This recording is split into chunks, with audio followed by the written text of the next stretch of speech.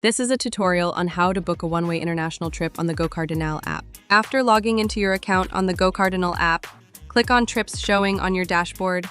Proceed to search for your flight by inputting the departure route.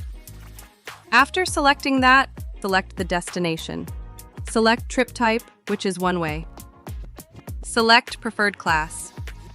Choose already saved passengers for the trip or add a new traveler if the passenger is not saved on the passenger list. We have a tutorial on how to do this. Click on Find Flights.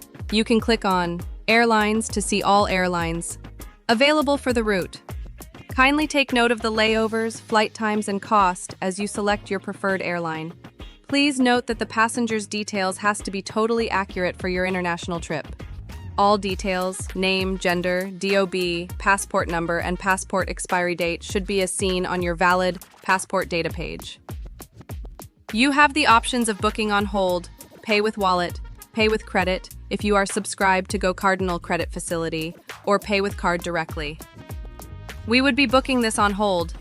Click on Proceed.